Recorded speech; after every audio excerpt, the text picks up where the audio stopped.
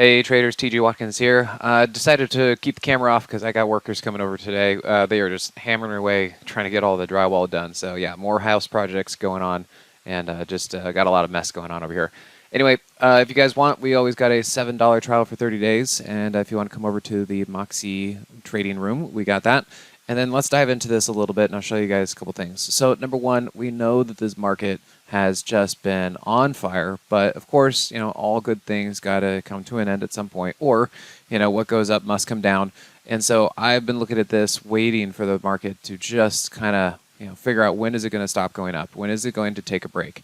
And I want to be kind of clear about that. I'm not saying that the market's going to crash and burn or anything else like that. There is the possibility that it could come all the way down to the weekly 21. That's a pretty common thing to do. So we should see if that's going to happen, but otherwise it could also just go sideways. I think I said this in my last newsletter out there to everybody, that there's a possibility that we could just see the market go sideways. And I think actually later that day was when the market really pulled back pretty hard. So, we will get big drops, we will get moves. They will kind of flush people and weak hands out of the market. But I have been seeing degradation here on the hourly Moxie indicator for quite some time, and I think it is definitely overdue for the market to just take a chill pill and relax for a little bit. Whether that means down or if it just means sideways, we're not sure. And if you look at the NASDAQ, you can kind of see the same thing. We've also got that Moxie price trigger to the downside, and I would imagine we should start seeing the indices move down. Now, that doesn't mean that we have to panic out of everything. There are still a lot of good, strong names out there. I mean, you can look at this. We're looking at copper. I mean, wow, look at that thing. We know gold, precious metals, they've been up. That doesn't mean go buy them right here. Also, we need to be prudent. You don't want to go chase everything like this. Amazingly enough, Bitcoin is up again today.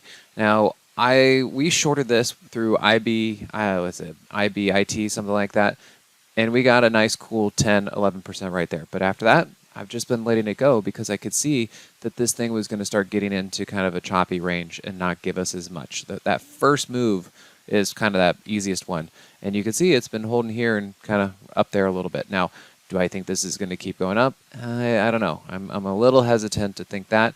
I would prefer if this continues to go sideways, maybe even down for a little bit, and that would give us a better opportunity. But hey, I could be totally wrong about that one.